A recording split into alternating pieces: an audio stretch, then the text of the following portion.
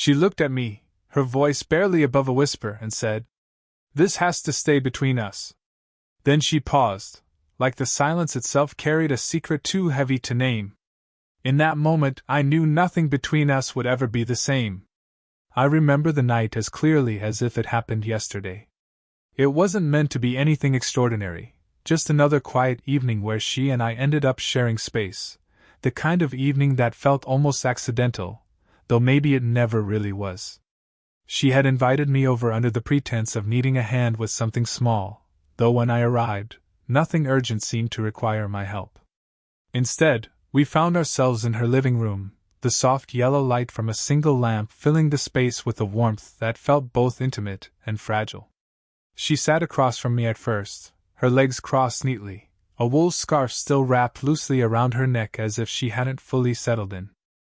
I noticed the way her eyes lingered on the rim of her coffee cup, tracing it slowly with her fingertip, almost as though she was gathering the courage to speak.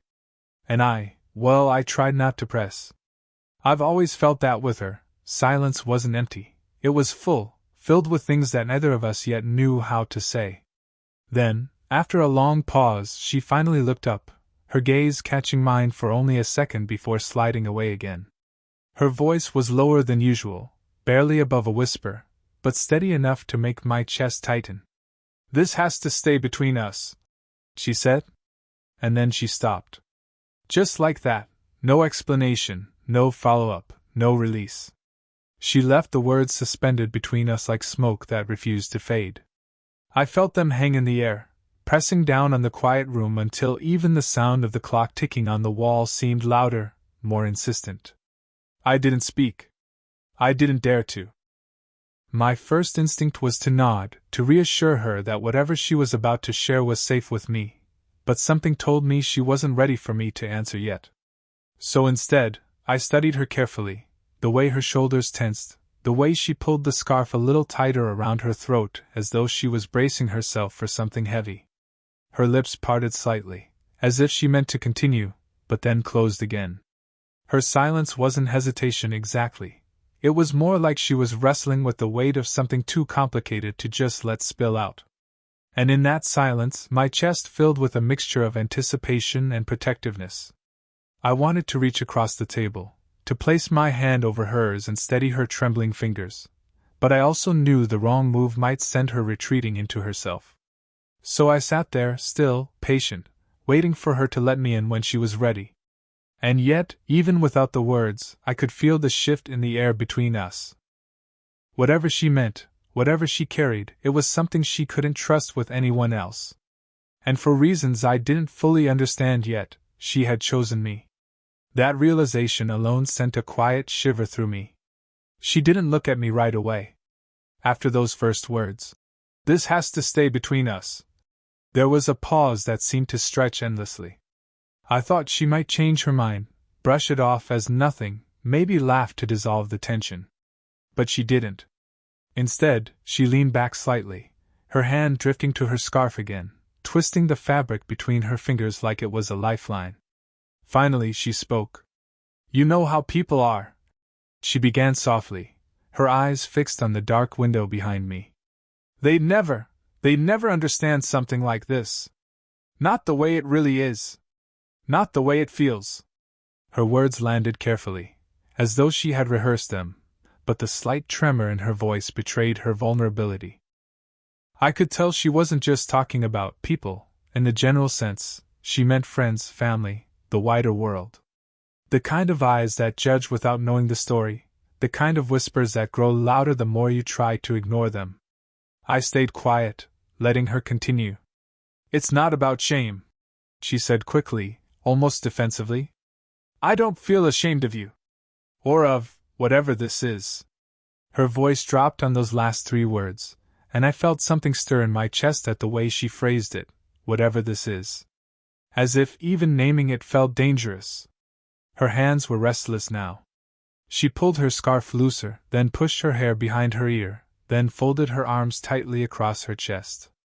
I could feel her struggle in every movement, as if her body was fighting against the weight of what she carried inside. I wanted to ease that burden. I wanted to tell her that she didn't need to explain, that I understood without words. But I also knew she needed to let it spill out on her own. "You're so much younger than me," she whispered finally, the words almost lost in the quiet. Her eyes flicked to mine for a heartbeat, then darted away again. "People would look at us and they'd see something to mock. Or something to criticize. They wouldn't see the truth. They wouldn't see how natural it feels when I'm with you." Those last words nearly undid me. She said them with such quiet conviction that for a moment, the room seemed to shrink, leaving only the two of us inside its stillness. I leaned forward slightly, careful not to startle her, my elbows resting on my knees. "I don't care what they think," I said softly, my voice steady even though my heart was thudding against my ribs. "I care about what you feel. What we feel. That's all that matters to me." She closed her eyes, and for a second I thought she might cry. Instead, she drew in a long breath, and when she let it out, it was shaky but full of relief. Her guard was still there, but I saw it crack in that moment. And through the crack, I saw not the confident woman everyone else admired, but the fragile, quietly vulnerable side of her she allowed only me to glimpse. And I knew I would protect that side of her at any cost. The conversation lingered in half-finished sentences, in pauses where either of us quite knew how to continue. Yet somehow, in those pauses, the space between us began to shrink. We had moved from opposite sides of the room to the couch, without really planning to. She sat first, setting her coffee aside, and after a moment of hesitation, I joined her. It wasn't intentional closeness, at least that's what I told myself, but the couch was smaller than I expected, and before long, our shoulders were nearly brushing. The air seemed different here. Heavier. Warmer. I tried to focus on her words, but every sense in me was attuned to her presence. The faint sound of her breathing. The way her perfume, something soft and floral with a trace of spice, lingered between us. Even the quiet shift of her leg as she crossed and uncrossed it seemed amplified in my awareness. She leaned back into the cushion, her head tilting slightly as though she were tired, though her eyes remained restless. "Sometimes I think I should stop myself before this even begins," she murmured, almost more to herself than to me. I wanted to ask before what begins, but the answer was already written in the way her arm brushed mine when she shifted again, in the way she glanced at me but pulled her gaze away almost instantly. Silence stretched. And in that silence, something unspoken pulsed between us. I could feel it like an invisible thread, taut and fragile, binding us in a way that neither of us dared to name. She reached up suddenly, tucking a loose strand of hair behind her ear.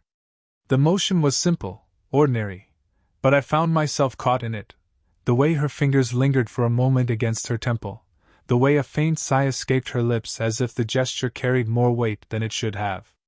And then, without warning, she turned slightly toward me. The movement brought her so close that I could feel the warmth radiating from her, the faint brush of fabric as her sleeve grazed my arm. My breath caught in my throat, and I knew she felt it too. Her lips parted as if to speak, then closed again, her gaze dropping to the floor. I wanted to close the gap, to reach for her hand, to tell her she didn't need to be afraid. But there was a kind of fragile magic in the restraint, in the way either of us moved too far nor too fast. It was as though we both knew that this unbearable nearness, was already more intimate than words could ever be. She exhaled then, a soft sound that fanned against my skin, and I swear it felt like the room tilted. I had never been more aware of another person in my life. Every heartbeat, every breath, every quiet shift of her body beside mine etched itself into me. We didn't touch, not yet. But in that moment, in that fragile closeness, it felt as though we already had. For a long moment, we both sat in silence, our closeness speaking louder than words. But then, she shifted. I felt her draw back, just slightly, like she needed space to breathe. She clasped her hands in her lap, fingers tightening around each other until her knuckles paled. "You know," she began, her voice low and careful, "I sometimes wonder if I'm foolish for even letting this happen." Her words fell heavy, like stones into still water. I turned toward her, trying to read her face, but she wouldn't meet my eyes. Instead, she stared down at her hands as though they were betraying her by trembling. "You're so young," she whispered. 25. "You have your whole life ahead of you. People look at me, and they see someone who's already defined. Set. Past a certain point." Her lips tightened into a faint, almost bitter smile. "They wouldn't see this as anything real. They'd see me as desperate. Or worse, as if I were taking something from you that you should be giving to someone younger." The ache in her words hit me harder than I expected. I'd always admired her confidence, how she carried herself with that effortless grace, how people seemed drawn to her presence. But here, in front of me, was a side of her I'd never seen, the woman beneath the armor, doubting her own worth because of the years written in the lines at the corners of her eyes, the faint silver in her hair. I leaned forward, my elbows resting on my knees, and searched for the right words. "That's not how I see you," I said softly. "Not even close." She finally glanced up, her gaze meeting mine with a flicker of hesitation. Her eyes glistened in the lamplight, not with tears exactly, but with something raw and unguarded. "Then how do you see me?" she asked, almost like a challenge, almost like a plea. I swallowed, steadying myself. "I see someone who makes me want to slow down. Someone who makes me feel like the world isn't rushing by so fast anymore. With you, I don't feel young or old, I just feel right where I'm supposed to be." Her breath caught, a small sound that broke the quiet. She looked away again, but not before I caught the way her lips trembled, betraying just how deeply my words had struck. I hesitated only a second before reaching out. My hand found hers, resting lightly at first on her clenched fingers. She froze, not pulling away, but not relaxing either. Slowly, I let my thumb brush across the back of her hand, a small, steady motion meant to remind her, "You're not alone in this." Something shifted then. Her grip softened, and after a heartbeat, her fingers turned, weaving into mine. Her hand was warm, her skin smooth yet strong, carrying the quiet history of a life fully lived. She didn't speak.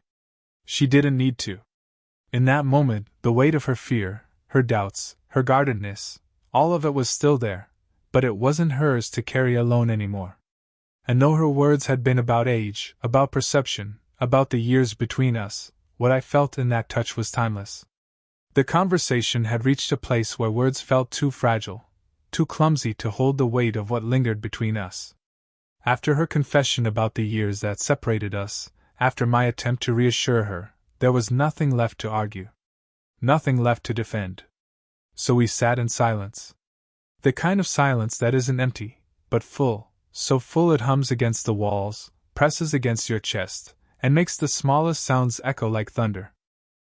I could hear the hum of the refrigerator in the kitchen, the faint ticking of the clock on the wall, even the whisper of fabric when she shifted slightly in her seat. Time seemed to slow, stretching out until a single minute felt like an eternity. Our hands were still joined, resting gently on the couch between us.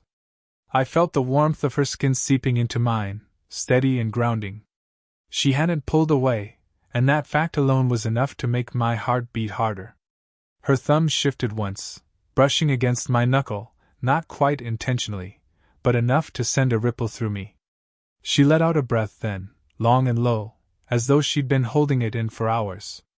Slowly, almost imperceptibly, she leaned toward me. Her shoulder brushed mine, a tentative touch at first, then firmer as she allowed her weight to settle. And then, with the kind of hesitation that makes you want to stop breathing so you don't break the moment, her head tipped sideways, resting lightly against my shoulder. I froze. Not because I wanted to pull away, but because I wanted to remember every detail. The softness of her hair brushing against my jaw. The faint warmth of her cheek pressing through the fabric of my shirt. The gentle rise and fall of her breathing syncing with mine. She didn't speak, and neither did I. There was nothing to say. In that closeness, we both knew words would only scatter the delicate stillness we had built. Instead, I let my head tilt just slightly, enough that my cheek brushed the crown of her hair. It wasn't bold. It wasn't planned. But it was enough to feel her shiver faintly, not in fear, but in recognition of what this meant. Minutes passed like that. Her leaning against me, me steadying myself so I wouldn't move too suddenly, both of us locked in a moment that felt outside of time. I realized then that sometimes intimacy isn't in the declarations, or the grand gestures. Sometimes it's in the quiet, the shared breath, the stillness, the way two people decide not to move away. Her hand squeezed mine once, gently, almost absent-mindedly, as though confirming that she was still here, still choosing to stay close. And in that silence, I understood more about her than words could have ever told me. Her head was still resting lightly against my shoulder, her hand still woven into mine, when she spoke again. Her voice was quiet, almost fragile, as though she was afraid of breaking the calm that had settled over us.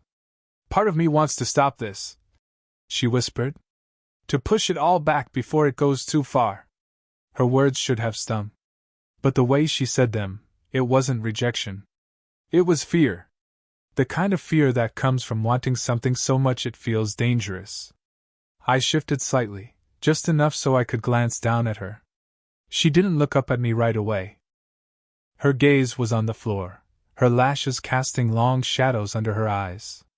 The scarf around her neck had loosened, her hair falling forward to frame her face. She looked younger in that moment, not in age, but in the way vulnerability stripped her of the composure she usually wore. "But another part of me." She stopped, swallowed, and then finally lifted her eyes to mine.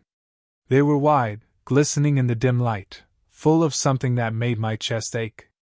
"Another part of me doesn't want to hold back anymore."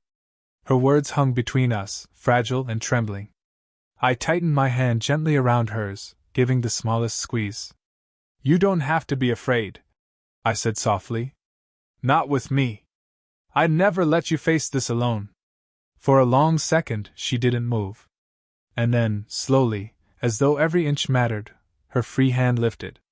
It rose hesitantly, trembling slightly in the air between us, until her fingertips brushed against my cheek. The touch was so light at first I almost doubted it was real.